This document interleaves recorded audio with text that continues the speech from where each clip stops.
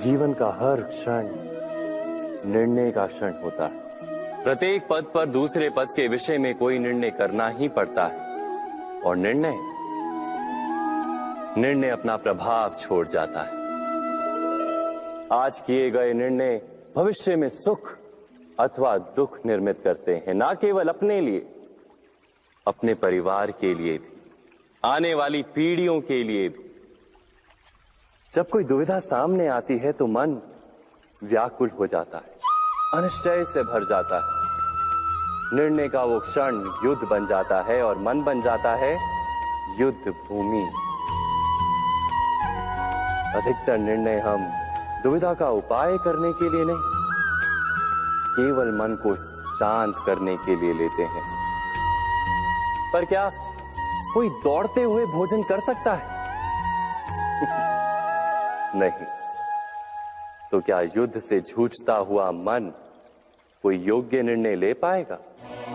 वास्तव में शांत मन से जब कोई निर्णय करता है तो अपने लिए सुखद भविष्य बनाता है, किंतु अपने मन को शांत करने के लिए जब कोई निर्णय करता है तो वो व्यक्ति भविष्य में अपने लिए कांटों भरा वृक्ष लगाता है। स्वयं विचार कीजिएगा।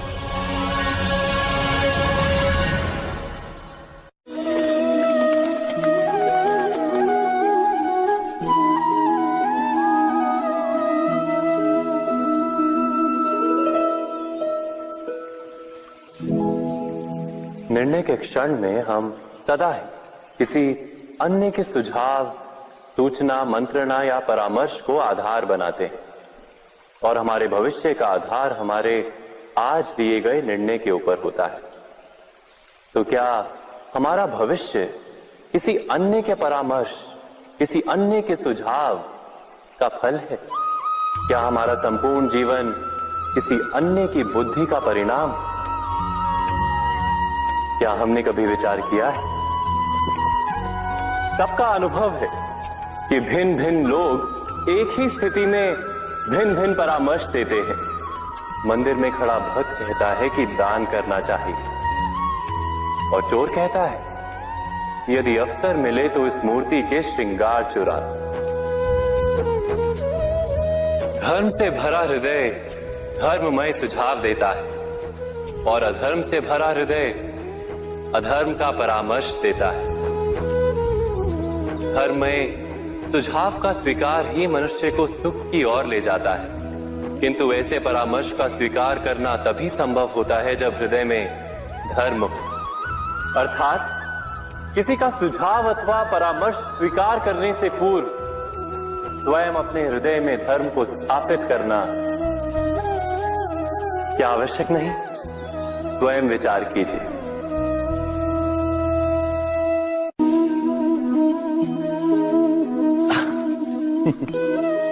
मनुष्य के सारे संबंधों का आधार है अपेक्षा। पति कैसा हो जो मेरा जीवन सुख और सुविधा से भर दे? पत्नी कैसी हो जो सदैव मेरे प्रति समर्पित रहे? संतान कैसी हो जो मेरी सेवा करे, मेरा आदेश माने?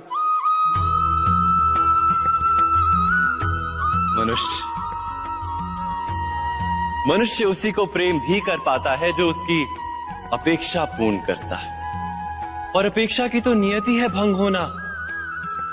कैसे? क्योंकि अपेक्षा मनुष्य के मस्तिष्क में जन्म लेती है। कोई अन्य व्यक्ति उसकी अपेक्षाओं के बारे में जान ही नहीं पाता। पूर्ण करने की प्रामाणिक इच्छा हो तब भी कोई मनुष्य किसी की अपेक्षाओं को पूर्ण नहीं कर पाता, और वहां से जन्म लेता है संघर्ष।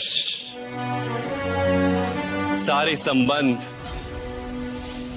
संघर्ष में परिवर्तित हो जाते। पर मनुष्य अपेक्षा को संबंध का आधार ना बनाए और स्वीकार करे केवल संबंध का आधार, तो क्या ये जीवन स्वयमेव सुख और शांति से नहीं भर जाएगा?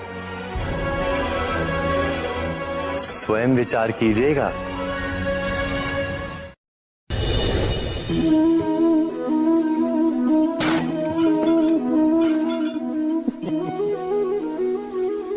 कभी कभी कोई घटना मनुष्य के जीवन की सारी योजनाओं को तोड़ देती और मनुष्य उस आघात को अपने जीवन का केंद्र मान लेता।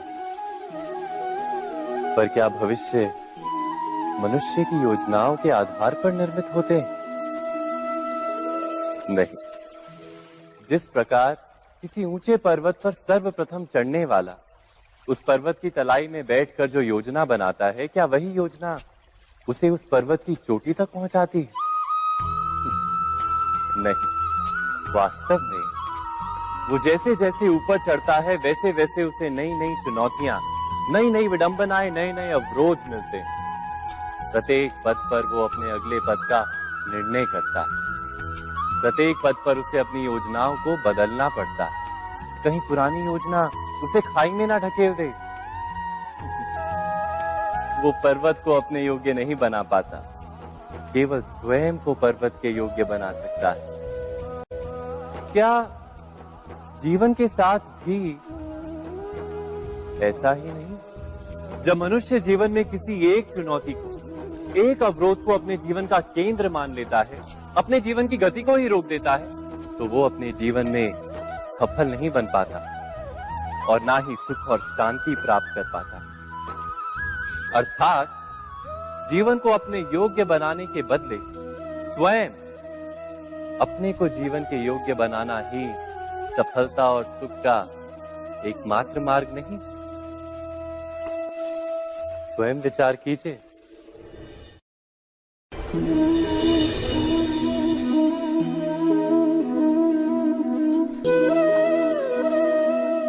सत्ता की लालसा सबके हृदय को घेरे रहती है। प्रत्येक व्यक्ति अपना एक राष्ट्र निर्मित करने का प्रयत्न अवश्य करता है। फिर वो राष्ट्र कुरु राष्ट्र की भांति बहुत बड़ा हो या फिर अपने परिवार तक सीमित हो, वो सत्ता प्राप्त करने का प्रयास अवश्य करता है। किंतु सत्ता का वास्तविक रूप क्या है? क्या हमने कभी विचार किया है? एक मनुष्य जितने अधिक लोगों के जीवन को प्रभावित कर सके, जितने अधिक लोगों के जीवन की स्वतंत्रता पर अंकुश रख सके, उतनी ही अधिक सत्ता का अनुभव करता है वो। सत्ता का वास्तविक रूप ही है अन्य के जीवन पर स्वयं का प्रभाव। किंतु क्या वास्तविक प्रभाव प्रेम, दया, करुणा और धर्म से निर्मित नहीं होता? जब भी मनुष्य कठोरता और अधर्म से सत्ता प्राप्त करने का प्रयत्न करता है, तब वो दूसरों के हृदय में विरोध अथवा विद्रोह को जन्म देता है। और परिणाम कुछ इस प्रकार। हाँ, कुछ समय के लिए वो स्वयं को प्रभावी और शक्तिशाली अवश्य पाता है, किंतु वो वास्तविक सत्ता नहीं। यही कारण है कि भृगु और वशिष्ठ जैसे ऋषियों की आज भी पूजा की जाती है, रावण और हिरण्यकश्यप की नहीं। इस पर तो आप विचार अवश्य करें। सत्य कहा ना?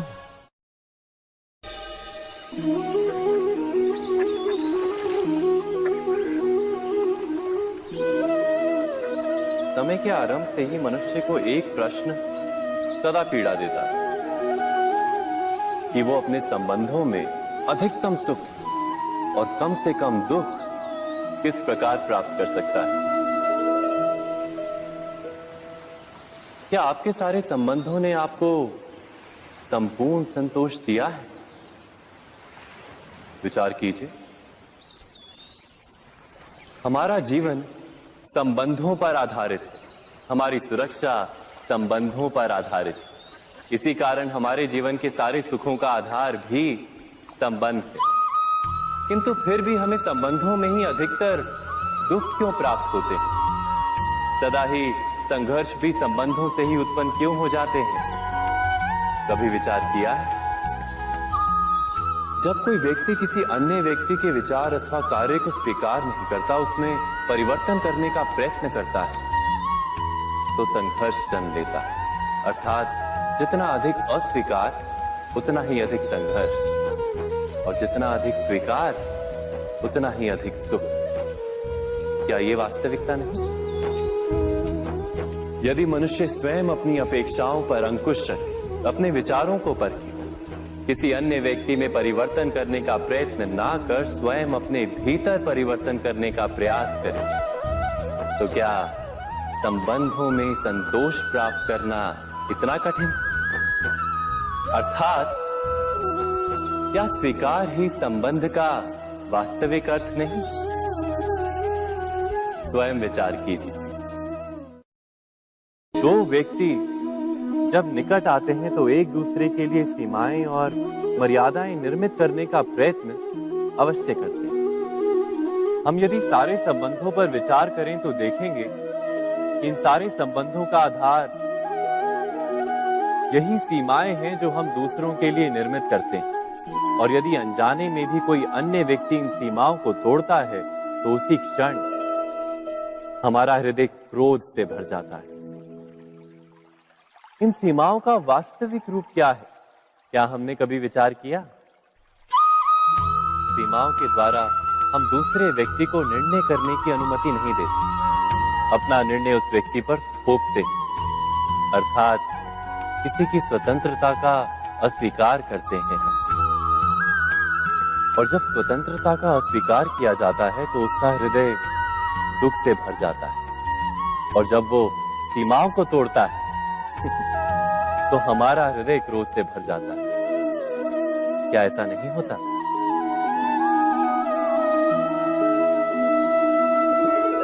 पर यदि एक दूसरे की स्वतंत्रता का सम्मान किया जाए तो किसी मर्यादाओं या सीमाओं की आवश्यकता ही नहीं होती।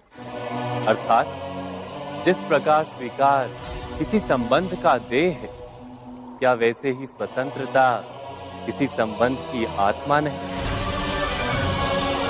स्वयं विचार कीजिए।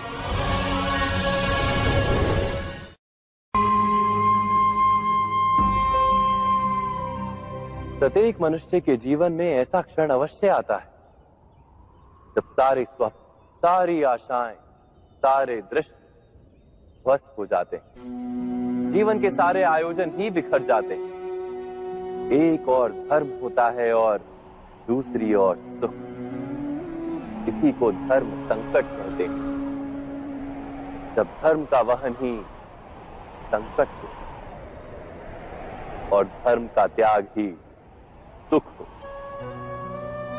विचार कीजिए, कभी किसी स्वजन के विरुद्ध सत्य बोलने का अवसर प्राप्त हो जाता है, कभी ठीक दरिद्रता के समय सरलता से चोरी करने का मार्ग प्राप्त हो जाता है, कभी किसी शक्तिशाली राजनेता या राजा के कर्मचारी का अधर्म प्रकट हो जाता है।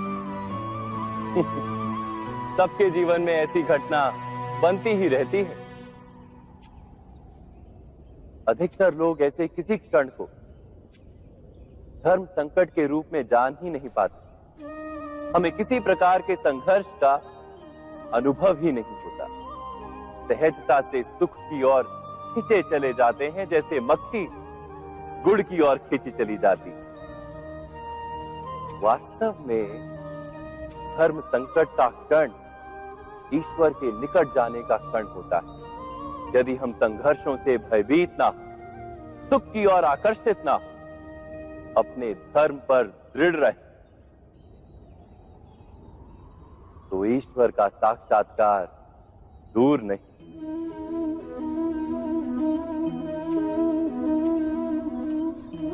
पवन से युद्ध करने वाला पत्ता यदि पेड़ से गिरता है तो भी आकाश की ओर उठता है। पवन से झुकने वाली घास वहीं भूमि पर रह जाती है।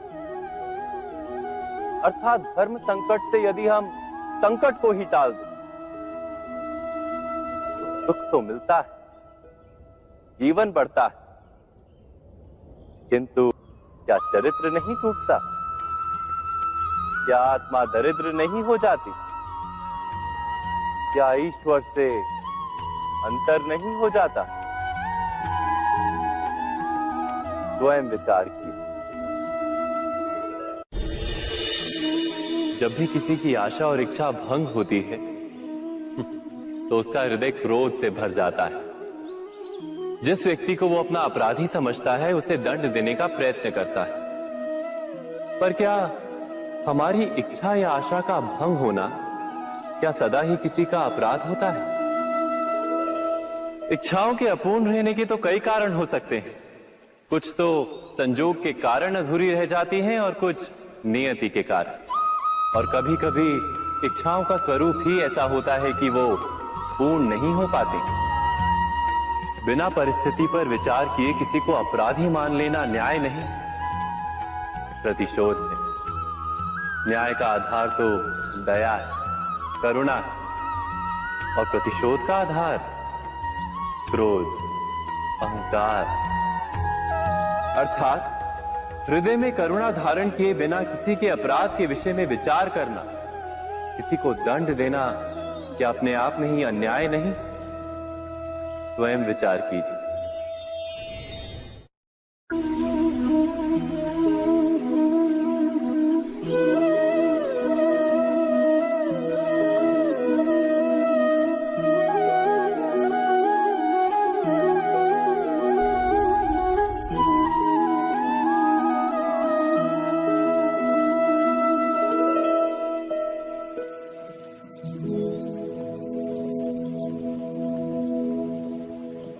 भविष्य के आधार पर सब आज का निर्णय लेना चाहते हैं। भविष्य में सुख मिले, भविष्य सुरक्षित हो, ऐसे निर्णय आज लेने का प्रयत्न रहता है सबका। आप अपने जीवन को देखिए, क्या आपके अधिकतर निर्णय के पीछे भविष्य का विचार नहीं होता? और हो भी क्यों ना, अपने जीवन को सरल और सुखमय बनाने का प्रयत्न करने का अधिकार सबका है। पर भविष्य तो कोई नहीं जानता, केवल कल्पना ही की जा सकती है। तो जीवन के सारे महत्वपूर्ण निर्णय कल्पनाओं के आधार पर ही करते हैं हम। क्या निर्णय करने का कोई तीसरा मार्ग हो सकता है? विचार कीजिए। सारे सुखों का आधार धर्म है और वो धर्म मनुष्य के हृदय में बसता है। तो प्रत्येक निर्णय से पूर्व स्वयं अपने हृदय से ये प्रश्न अवश्य पूछ लेना कि ये निर्णय स्वार्थ से जन्मा है या धर्म से। क्या इतना पर्याप्त नहीं? भविष्य के बदले धर्म का विचार करने से क्या भविष्य अधिक सुखपूर्ण नहीं होगा? स्वयं विचार कीजिए।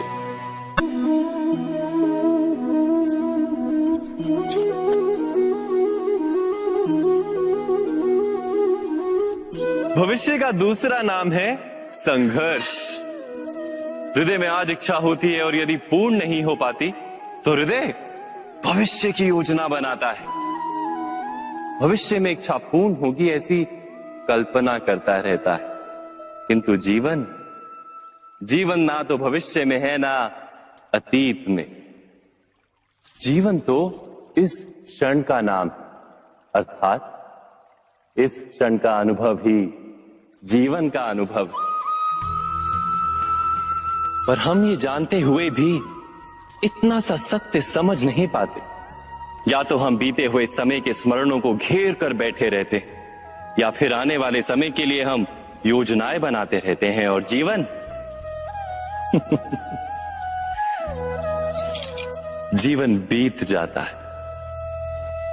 एक सत्य यदि हम हृदय में उतार लें कि ना हम भविष्य देख सकते हैं ना ही भविष्य निर्मित कर सकते हैं, हम तो केवल धैर्य और साहस के साथ भविष्य को आलिंगन दे सकते हैं, स्वागत कर सकते हैं भविष्य का। तो क्या जीवन का हर पल जीवन से नहीं भर जाएगा? स्वयं विचार कीजिए।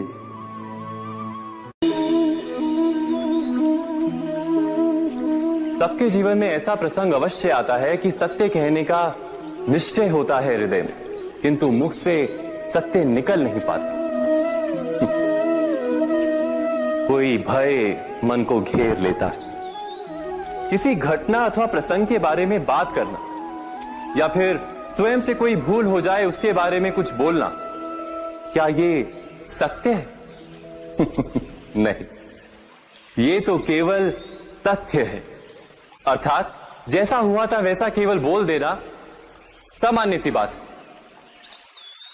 किंतु कभी कभी उस तथ्य को बोलते हुए भी भय लगता है। कदाचित किसी दूसरे की भावनाओं का विचार आता है मन, दूसरे को दुख होगा ये भय भी शब्दों को रोकता है। तो ये सत्य क्या है? क्या हमने कभी विचार किया है? जब भय रहते हुए भी कोई तथ्य बोलता है तो वो सत्य कहलाता है। वास्तव में सत्य कुछ और नहीं, केवल निर्भयता का दूसरा नाम है। और निर्भय होने का कोई समय नहीं होता, क्योंकि निर्भयता आत्मा का स्वभाव है। अर्थात क्या प्रत्येक क्षण सत्य बोलने का क्षण नहीं होता?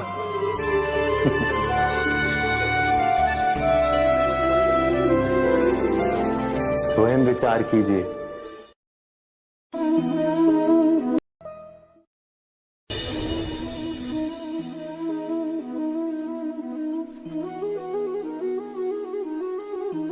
एक ही गुरु के पास शिक्षा प्राप्त करने वाले सारे शिष्य एक समान विद्या प्राप्त नहीं कर पाते।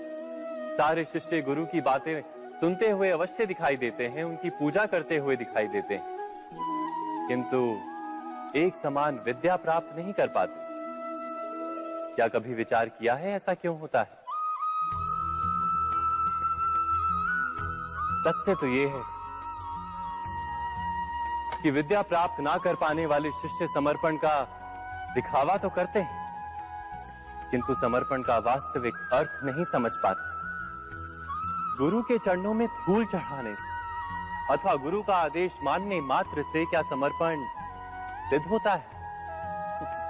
नहीं। समर्पण का वास्तविक अर्थ है जब गुरु के प्रति मन में कोई संदेह ना रहे, गुरु के मुख से आदेश निकले उससे पूर्व शिष्य उस कार्य को पूरा कर दे। गुरु के विचारों के साथ शिष्य के विचार एक हो जाए।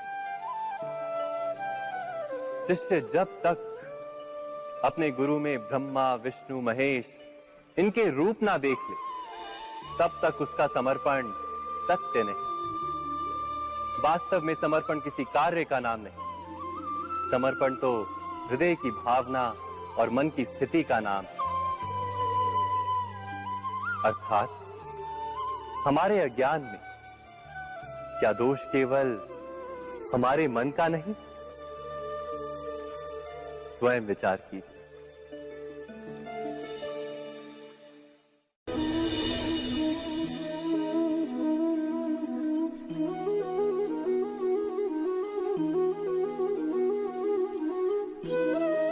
ज्ञान प्राप्ति सदा ही समर्पण से होती है, ये हम सब जानते हैं। किंतु समर्पण का वास्तविक महत्व क्या है? क्या हमने कभी विचार किया? मनुष्य का मन सदा ही ज्ञान प्राप्ति में विभिन्न बाधाओं को उत्पन्न करता है। कभी किसी अन्य विद्यार्थी से ईर्ष्या हो जाती है, कभी पढ़ाए हुए पाठों पर संदेह जन्मता है और कभी गुरु द्वारा दिया गया दंड मन को अहंकार से भर देता है। नहीं, क्या ऐसा नहीं होता? न जाने कैसे कैसे विचार मन को भटकाते हैं और मन की इसी अयोग्य स्थिति के कारण हम ज्ञान प्राप्त नहीं कर पाते। मन की योग्य स्थिति केवल समर्पण से निर्मित होती है। समर्पण मनुष्य के अहंकार का नाश करता है, ईर्ष्या, महत्वाकांक्षा आदि भावनाओं को दूर कर हृदय को शांत करता है और मन को एकाग्र करता है। वास्तव में ईश्वर की सृष्टि में ना ज्ञान की मर्यादा है ना ज्ञानियों की। गुरु दत्तात्रेय ने तो गाय और श्वान से भी ज्ञान प्राप्त कर लिया था। अर्थात विषय ब्रह्म ज्ञान का हो या जीवन के ज्ञान का या गुरुकुल में प्राप्त होने वाले ज्ञान का, उसकी प्राप्ति के लिए गुरु से अधिक महत्व है उस गुरु के प्रति हमारा समर्पण। क्या ये सत्य नहीं? स्वयं विचार कीजिए।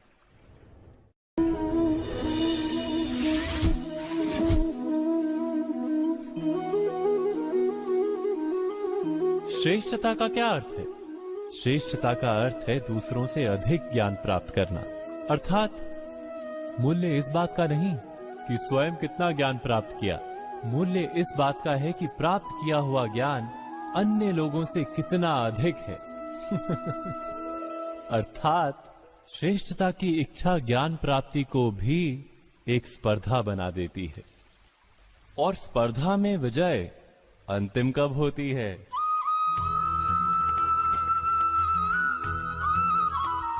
कुछ समय के लिए तो श्रेष्ठ बना जा सकता है, किंतु सदा के लिए कोई श्रेष्ठ नहीं रह पाता। फिर वही असंतोष, पीड़ा और संघर्ष जन्म लेता है। किंतु श्रेष्ठ बनने के बदले यदि उत्तम बनने का प्रयत्न करें तो क्या होगा? उत्तम का अर्थ है कि जितना प्राप्त करने योग्य है वो सब प्राप्त करना, किसी से अधिक पाने की इच्छा से नहीं, मात्र आत्मा की तृप्ति हेतु कुछ प्राप्त करना। उत्तम के मार्ग पर किसी अन्य से स्पर्धा नहीं होती, स्वयं अपने आप से स्पर्धा होती है।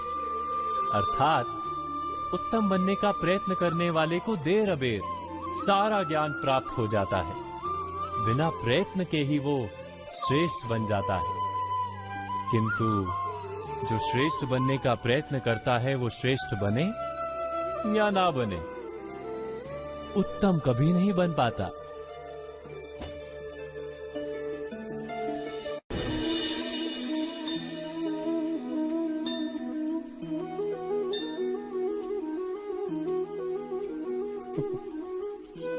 जब जब मनुष्य के सामने कोई विकट स्थिति आती है तो मनुष्य ईश्वर से प्रार्थना करता है, ईश्वर के समक्ष याचना करता है कि वो स्थिति से उभरे। किंतु इस प्रार्थना का वास्तविक रूप क्या है? क्या ये हमने कभी विचार किया है? प्रार्थना का अर्थ है अपनी सारी आशंकाएं, सारी चिंताएं, सारे संकल्प विकल्प, अपनी सारी योजनाएं ईश्वर के चरणों पर रख देना। अर्थात अपने कर्म का फल क्या होगा इसकी चिंता ना करके धर्म के अनुरूप कर्म करना, ईश्वर की योजना को अपनी नियति मानना, यही प्रार्थना है ना।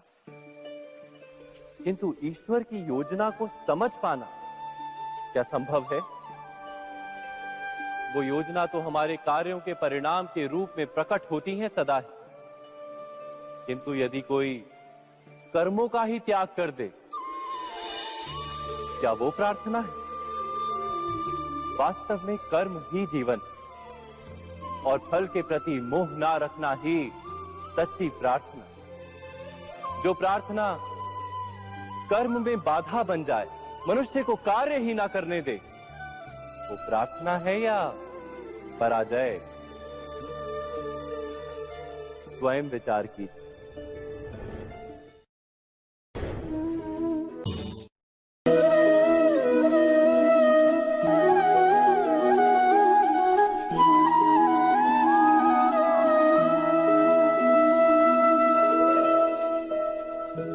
जब किसी व्यक्ति को किसी घटना में अन्याय का अनुभव होता है तो वो घटना उसके अंतर को झकझोर देती, समस्त जगत उसे अपना शत्रु प्रतीत होता है। अन्याय लगने वाली घटना जितनी बड़ी होती है, मनुष्य का हृदय भी उतना ही अधिक विरोध करता है। उस घटना के उत्तर में वो न्याय मांगता है और ये योग्य भी है। वास्तव में समाज में किसी भी प्रकार का अन्याय व्यक्ति की आस्था और विश्वास का नाश है। किंतु ये न्याय क्या है? न्याय का अर्थ क्या है? अन्याय करने वाले को अपने कार्य पर पश्चाताप हो और अन्याय भुगतने वाले के मन में फिर से विश्वास जगे समाज के प्रति। इतना ही अर्थ है ना न्याय का। किंतु जिसके हृदय में धर्म नहीं होता वो न्याय को छोड़कर बैर और प्रतिशोध को अपनाता है। हिंसा के बदले प्रतिहिंसा की भावना लेकर चलता है। स्वयं भोगी हुई पीड़ा से कहीं अधिक पीड़ा देने का प्रयत्न करता है और इस मार्ग पर चलते अन्याय को भुगतने वाला स्वयं अन्याय करने लगता है। शीघ्र ही वो अपराधी बन जाता है। अर्थात न्याय और प्रतिशोध के बीच बहुत कम अंतर होता है और इसी अंतर का नाम है धर्म। क्या ये सत्य नहीं? स्वयं विचार कीजिए। व्यक्ति को जब उसके अपराध का दंड मिलता है तब कभी कभी उस न्याय को देखकर मन कचोटता है।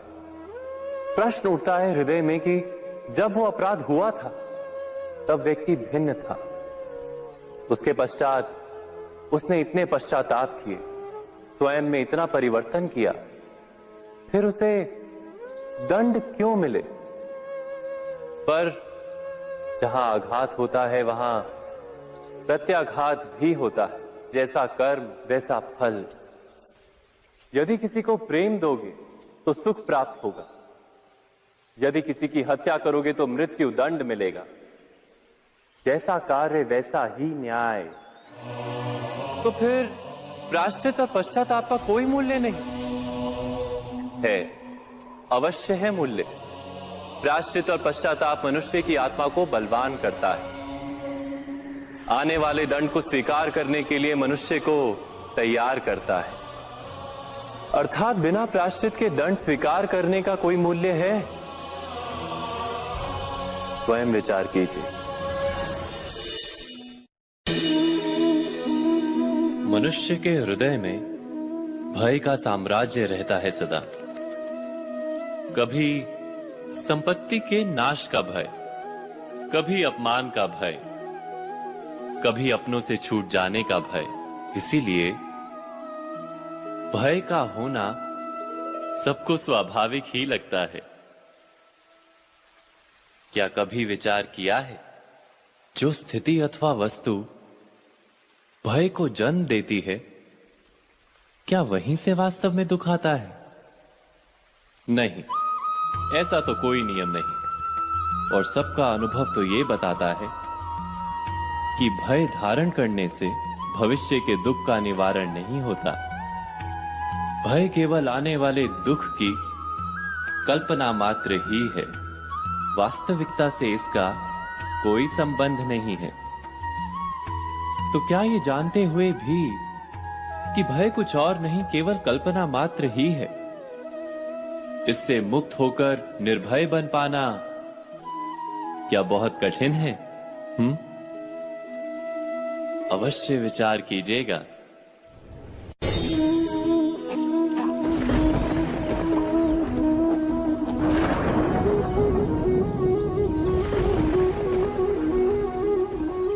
सपनों और पूर्वाभासों के आधार पर हम भविष्य के सुख दुख की कल्पना करते हैं। भविष्य के दुख का कारण दूर करने के लिए हम आज योजना बनाते हैं। किंतु कल के संकट को आज निर्मूल करने से हमें लाभ मिलता है या हानि पहुंचती है? ये प्रश्न हम कभी नहीं करते। सत्य तो ये है कि संकट और उसका निवारण साथ जनते हैं, व्यक्ति के लिए भी और सृष्टि के लिए भी। नहीं, आप अपने भूतकाल का स्मरण कीजिए, इतिहास को देखिए। आप तुरंत ही ये जान पाएंगे कि जब जब संकट आता है तब तब उसका निवारण करने वाली शक्ति भी जन्म लेती है। यही तो जगत का चलन है। वस्तुतः संकट ही शक्ति के जन्म का कारण है। प्रत्येक व्यक्ति जब संकट से निकलता है तो एक पद आगे बढ़ा होता है, अधिक चमकता है, आत्मविश्वास से अधिक भरा होता है, न केवल अपने लिए अपितु विश्व के लिए भी।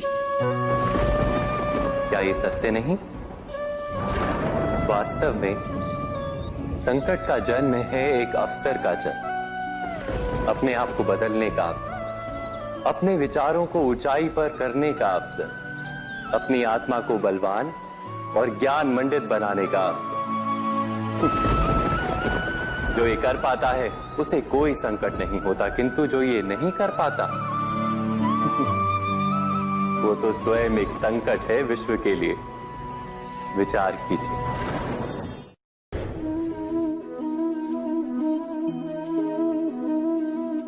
मनुष्य के जीवन का चालक है भय। मनुष्य सदा ही भय का कारण ढूंढ लेता है। जीवन में जिन मार्गों का हम चुनाव करते हैं वो चुनाव भी हम भय के कारण ही लेते हैं। किंतु क्या ये भय वास्तविक होता है? विचार कीजिए।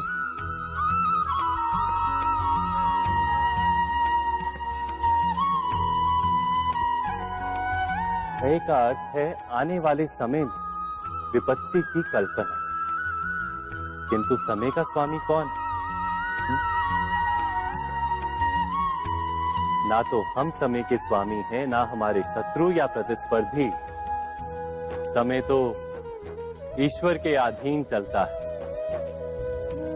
तो क्या यदि कोई आपको हानि पहुंचाने के लिए केवल योजना बनाता है वो वास्तव में आपको हानि पहुंचा सकता है?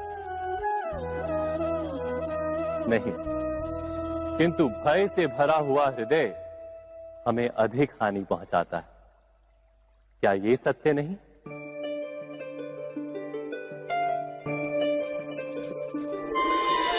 विपत्ति के समय भयभीत हृदय अयोग्य निर्णय करता है और विपत्ति को अधिक पीड़ादायक बनाता है, किंतु विश्वास से भरा हृदय विपत्ति के समय को भी सरलता से पार कर जाता है। अर्थात जिस कारण से मनुष्य हृदय में भय को स्थान देता है, भय ठीक उससे विपरीत कार्य करता है। क्या ये सत्य नहीं? स्वयं विचार कीजिए।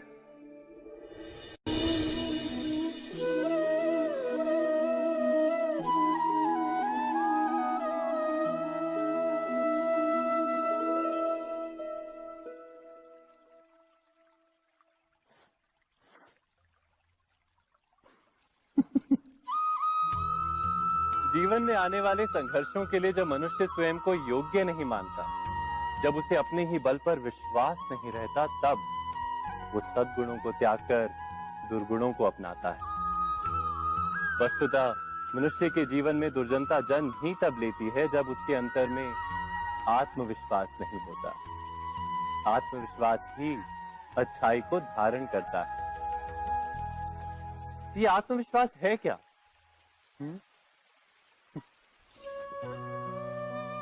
जब मनुष्य ये मानता है कि जीवन का संघर्ष उसे दुर्बल बनाता है तो उसे अपने ऊपर विश्वास नहीं रहता।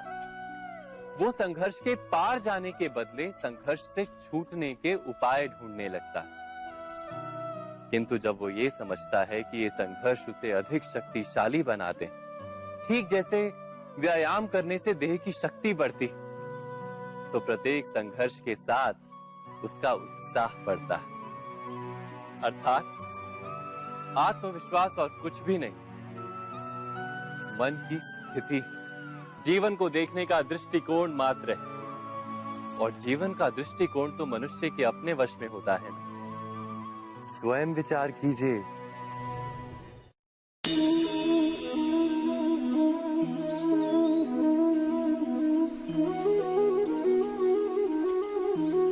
जब अपने किसी अच्छे कार्य के उत्तर में दुख प्राप्त होता है अथवा किसी को उसके दुष्ट कार्य में सुख मिलता है, तो मन अवश्य ये विचार करता है कि अच्छा कार्य करने का, धर्म के मार्ग पर चलने का तात्पर्य क्या है। पर दुष्ट आत्मा को क्या प्राप्त होता है ये भी देखिए। दुष्टता करने वाला हृदय सदा चंचल रहता है, अकुलाता रहता है, मन में सदा नए नए संघर्ष उत्पन्न होते हैं। अविश्वास उसे जीवन भर दौड़ाता है। क्या ये सुख है? जबकि धर्म पे चलने वाले, अच्छा कार्य करने वाले, सत् चरित्र व्यक्ति का हृदय शांत रहता है। परिस्थितियां उसके जीवन के सुख में बाधा नहीं बनती। समाज में सम्मान और मन में संतोष रहता है सदा। अर्थात अच्छा बर्ताव भविष्य में किसी सुख का मार्ग नहीं। अच्छा बर्ताव स्वयं सुख, अथवा बुरा बर्ताव भविष्य में किसी दुख का मार्ग नहीं। अधर्म उसी क्षण दुख उत्पन्न करता है। धर्म से सुख नहीं, धर्म स्वयं सुख।